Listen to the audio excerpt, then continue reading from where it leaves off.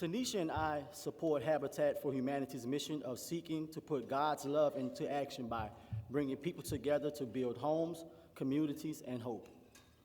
Since 1986, Habitat for Humanity has been serving families in need of Chattanooga, so this organization has a long and effective history of helping people secure housing, and it's been a part of our personal mission as well.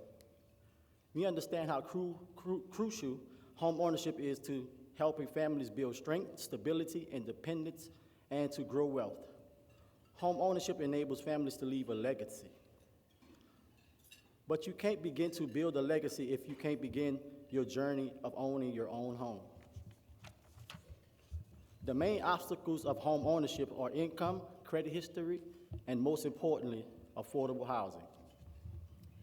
As a realtor and a realtist, I host free monthly home buyer seminars to promote home ownership through education. It's important to me that people see themselves as future homeowners and fully understand all the benefits of home ownership. I see firsthand the frustration of buyers who put in the work, right? They get into the game, they attend the seminars, they have cleaned up their credit to be pre-approved for a mortgage loan, only to experience buyer fatigue due to the lack of available affordable homes. This is why Jock and I make it a priority to invest in affordable housing. Like Habitat for Humanity, we are doing our part to provide homes people can afford. In 2005, a horrible hurricane hit the city of New Orleans named Hurricane Katrina. Me and 9 of my family members evacuated the city looking for a hotel room. The interstate leading to Texas was a parking lot, so we headed north. We couldn't find a room for hours. They all were booked. My brother Leroy, who lived in Baltimore at the time, called and let us know that he had finally found a hotel room in some place called East Ridge, Tennessee. Thankfully, we were only 2 hours away. We thought we would be here for only 3 days and would then return to our home. But you all know the story. There was no home to go to. The city of New Orleans was unrecognizable. My community, the Lower Ninth Ward, was completely flooded, up to 20 feet high in some areas. We were stuck in Chattanooga with nowhere to go. Everything we had worked for was suddenly underwater and gone. I can't begin to explain the devastation and uncertainty we experienced. So I really understand what it is that Habitat for Humanity does. The value this organization provides by helping families to have a home of their own. Despite everything we lost in New Orleans due to Hurricane Katrina, I was able to have a fresh start. I stand here today, and man, that's not only a homeowner, but a real estate investor. Habitat for Humanity has been providing fresh starts for families by getting them into the home ownership game for decades, putting deserving and hardworking people in a position to succeed, to have stability and independence. It's what this organization does exceptionally well. So Tanisha and I will always support Habitat for Humanity because we are focused on the same mission, bringing people together to build homes, communities, and hope. Thank you all for being here with us to celebrate Habitat today. At this time, we would like to invite Habitat's Chattanooga's CEO onto the stage, Jens Christensen.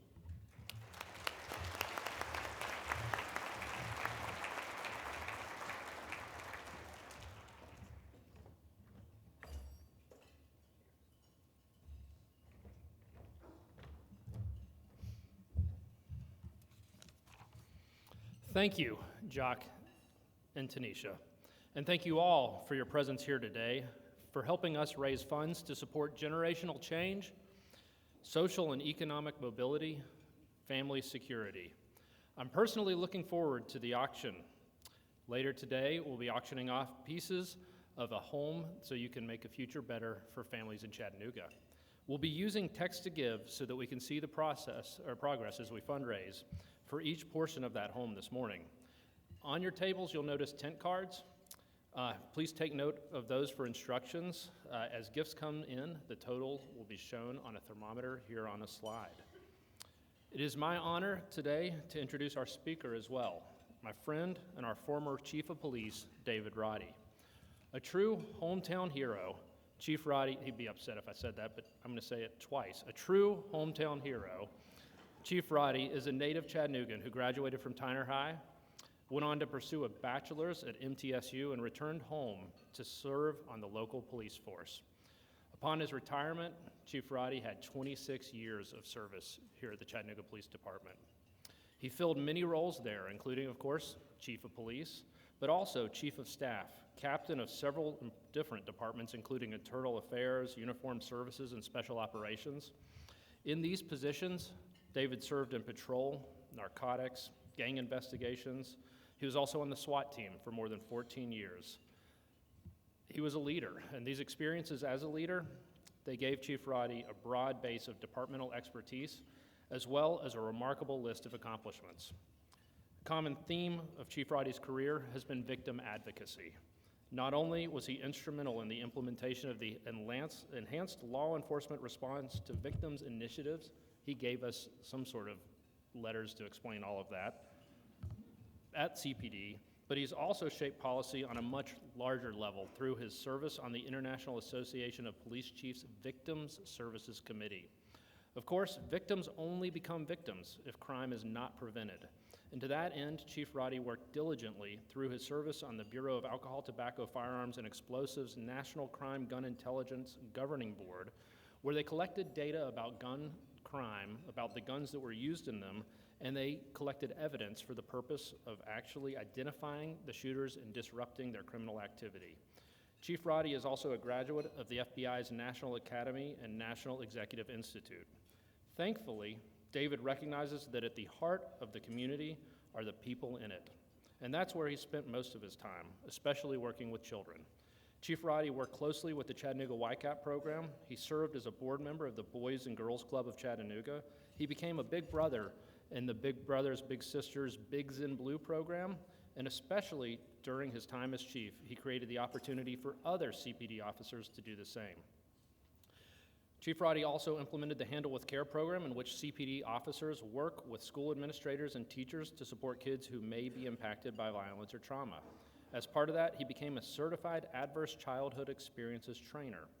David trains others how to effectively address the issue of the adverse impacts of childhood trauma on our youth and later in life on our adults. Today, he'll be talking to you about the impact quality housing, healthy neighborhoods, and home ownership can have on childhood development and stable futures. It's called generational change. Chief Roddy and his wife Shannon have been married for more than 20 years. They have 2 daughters, and I hope you will join me in a warm welcome.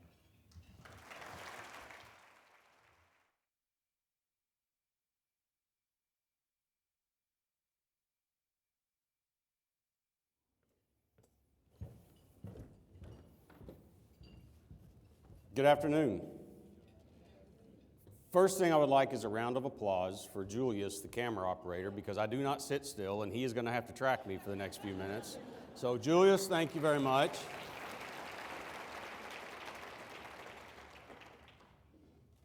Also, before I get into the message, I wanted to take the opportunity today, this setting, with all of you here, to officially announce my intention to run for the office of, I'm just kidding, that was to get back at Jen's for that hometown hero stuff that you threw out a minute ago, buddy.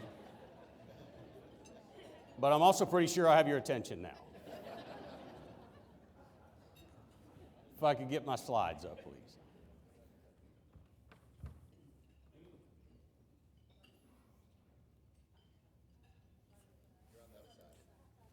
We'll go this side. Let's talk about strong neighborhoods. 26 years as a police officer, I had the opportunity, the joy of driving around this city, from all ends of it, all around it.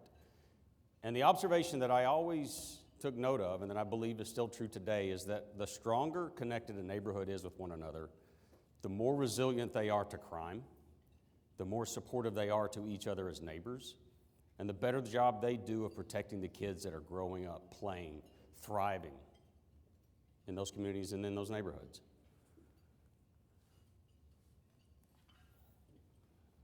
Not sure. Can you give me a slide forward? We'll just do it manually. So this is Chattanooga. We love data, right?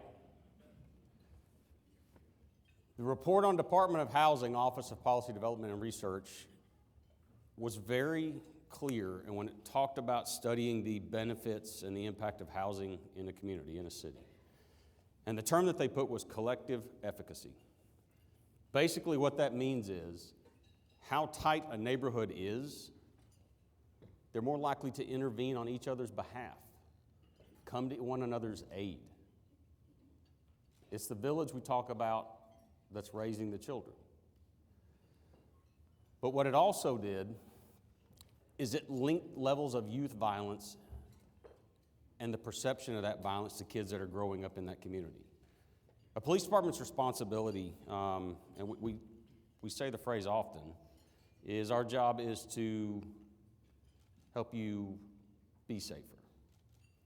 But we also have a responsibility to help you feel safe. We could put a home up. I could put it on 1,000 acres of land, surround it with fences and a moat, give you a nice dragon and a zombie army running around the outside of it. No one could get anywhere near you, and you would be completely safe. But would you feel safe? So when you talk about children that are growing up in some of the communities, some of the neighborhoods, not only in this city, but across the country, do they feel safe in that neighborhood? Do they see their neighbors? Do they know who they are? Do they wave at each other? Do they know who Miss Johnson is? Do they know the couple that lives across the street? That collective efficacy is us getting to know one another and connecting with one another as people, as humans. That pushes out crime. That pushes out fear. That makes us not only safer, but it makes us feel safer. It touched into poverty, disorder, job access, a lot of the benefits that we see for stable housing models. So that's the data slide. We're going to move into some much more interesting stuff. What's a strong neighborhood look like? It's all of us together. I want to give you a reflection on how we've changed in society. I can remember sitting on my grandparents' front porch, Dayton, Tennessee. Huge front porch. Had that aluminum furniture, that glides and slides and it never actually works right and it makes that miserable scraping noise, which I can still hear in my head sitting here telling you about it right now. But those were absolutely outstanding Saturdays and Sundays and Thanksgivings and Easters and all the time that I got to spend on that front porch. But also reflected on when we were sitting on that front porch, people would drive by and honk. People got to know one another. People would drive by or sit on their front porches and wave, and that neighborly connection that helped that street feel safe. It helped people get to know one another. Now, my grandfather ran the Five and Dime in Dayton, Tennessee, and he was also a justice of the peace. So he knew a good number of people in Dayton. I actually watched him marry a couple in the living room for a bottle of whiskey on a Thanksgiving morning. Fantastic. Interesting enough, my grandfather, I don't think, drank whiskey, so I think he gave that away to somebody else after that. But they knew who he was. They knew they could stop into his house for something they needed and he would help them. That's collective efficacy. That connects a neighborhood. But let's talk about how things maybe have changed a little bit. If you go look at a house, similar to the year that my grandparents' house was built, probably 1910, 1920s, huge front porch, big steps, enough room for 3 or 4 chairs, a swing, 2 swings, whatever it looked like. And we sat out there and we waved at each other and we got to know one another. What do our front porches look like now? My front porch has enough room for about 2 chairs and whatever plant we're going to buy that lasts about 3 weeks, it's going to die and then we're going to throw it away, right? Everybody in the room waste money on mums this year? Yeah, that's a good plan. Just go ahead and throw them away. They're dead already. But I can't sit on that front porch and see my neighbors. It's not going to make me want to sit out there comfortably. Some front porches look like stoops. It's enough for a door and a light. What do our back porches look like? Holy cow, that's where the money is. Fire pits, wood burning, gas, outdoor kitchens, TVs, patio furniture that costs more than your living room furniture. And that's where we spend our time. Who comes in my backyard? People I already know. My family, my close friends. But I don't see my neighbors. I don't get to wave at them. So when we talk about connection within a neighborhood, that collective efficacy, our own architecture has changed how we're doing it. So my point to that is understanding the benefits of putting stable housing units out there that Habitat works towards, putting a home up and putting a family in that home that I promise you are going to be so proud and so grateful that they're going to want to hug the necks of every single one of their neighbors. And maybe that neighborhood becomes a little tighter, a little stronger, a little more resilient. Who is most affected by homelessness or residential instability, not knowing where they're going to sleep? This group.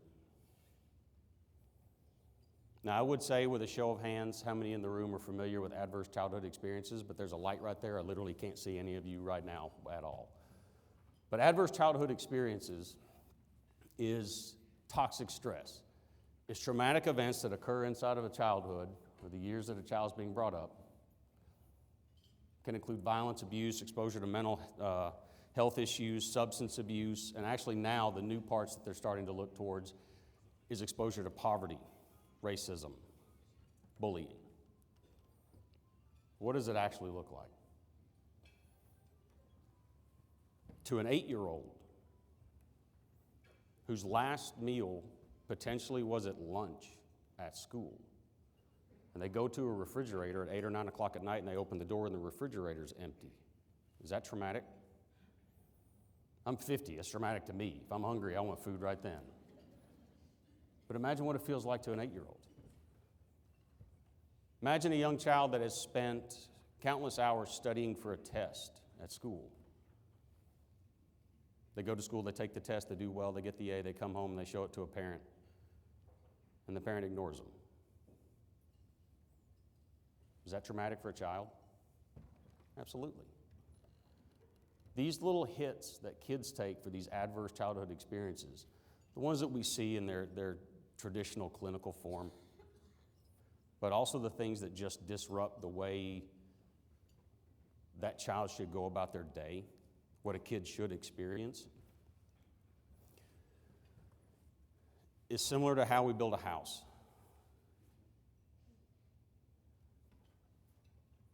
In the early years in brain development, do I have any neurosurgeons in the room? Good, because y'all aren't going to know whether I'm telling the truth or not, but I promise you I am. From 0 to 2, as a child is being raised and coming up, between 0 and 2 years of age, a child forms 1 million neural connections a second. 1 million. Anything that affects that child traumatically in those 0 to 2 years actually slows or changes the way that child's brain is forming. Changes the neural connections.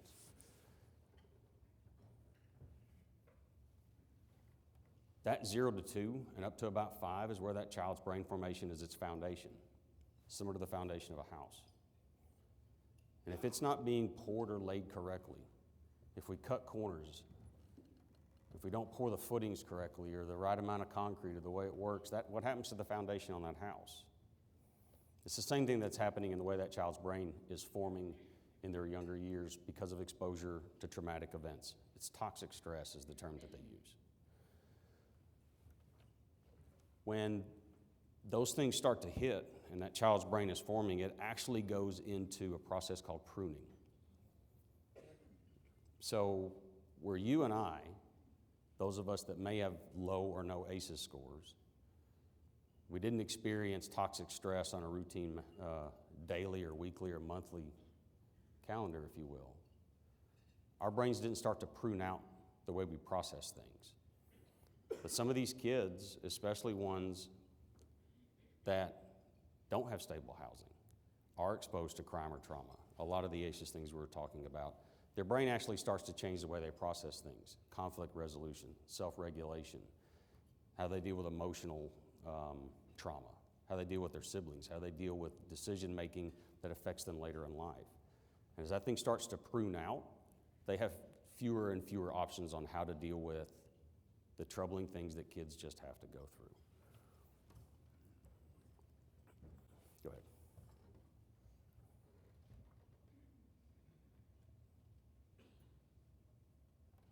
So as that child is growing up, the construction continues, and that pruning has occurred. Imagine again, I'll use the architecture example.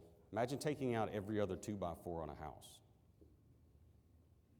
So as that child's brain is forming and they're getting hit with these traumatic events, where they're bouncing from couch to couch, or they're not sure where their next meal's coming from, they're exposed to adverse experiences, you're taking out those 2x4s. The foundation's already weak, and now we're making the structure of the home weaker, especially as that child begins to grow and then hits the greatest part in their formation. How many parents of teenagers do I have in the room? All right, round of applause for them, because oh my gosh, I've got 2 teenagers right now and it's fantastic. In your puberty is when the subcontractors show up. This is where the brain actually starts to build even more things around it. We all know, has anybody ever built a house and been parents of teenagers? You deserve a medal. So this is where the subcontractors are coming in. This is how that child's trying to figure out, how do I deal with my fellow classmates? How do I engage with my parents? How do I not touch the stove that's hot? You know, whatever that stove is, whatever that decision is. And as the brain's connecting, it goes into a thing called corpus callosum, which is where the left and right brains start to figure out how to talk to one another. And just about everything we do, they talk to each other to a degree. So as that's going through multiple relationships, that child's brain's forming is connecting left and right. This is where self-regulation comes from. Remember, I talked about teenagers, right? This is when you see the story in the news of the 13 or the 14 or the 15-year-old kid that makes a decision, and you say to yourself, why on earth would he or she do that? That's where their brain was. It's not an excuse. It's not to say there's not responsibility in her decisions. But we had a saying around the police department, which was, be careful how you judge my choices till you knew what my options were. So as we get into understanding the architecture, laying a solid foundation for a child, building the framework around them, putting the 2x4s in it, giving them what they need so that their brain forms the way it should and we get these adverse experiences out of their path, we're setting that up for a healthier family unit. And trauma and adverse childhood experiences can actually transfer across generational lines. They did a study, and what they did is they took mice and they put them in a cage with a little metal grate underneath them. And they would pipe in the odor of cherry blossoms. And every time that odor came into that cage, they would run a mild electrical current through that grate. Now, they weren't shocking the little guys, but it was just enough to where they could feel it. And they did this over and over until they created a conditional response in those mice. Those mice then had baby mice. They then put those baby mice, as they grew up, put them into a similar cage and piped in the odor of cherry blossoms. And those mice reacted as though the electrical current was running through that grate, even when it wasn't, and they had never been exposed to that before.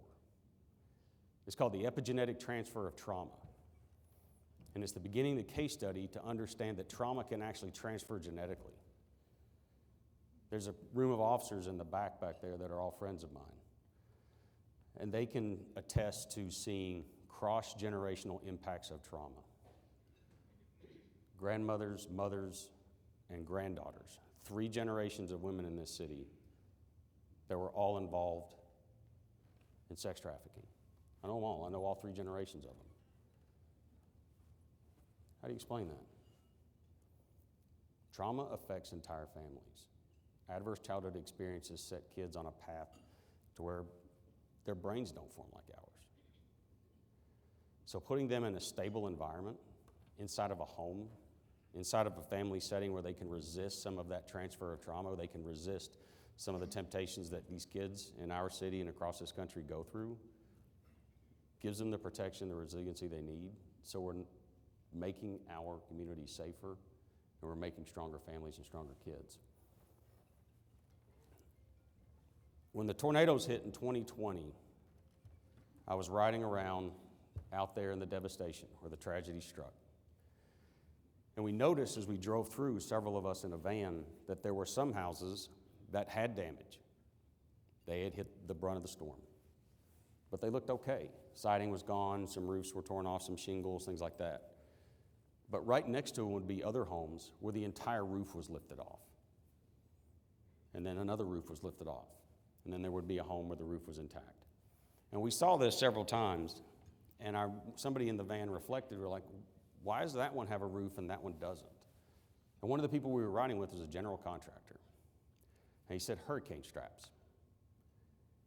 When you build a house and it's changed by codes at some point during the construction of those homes, there were some that have what's called a hurricane strap, which is either a tiny piece of wood or metal that is nailed into the roof joist and the top structure of the house that gives extra protection and security to that roof.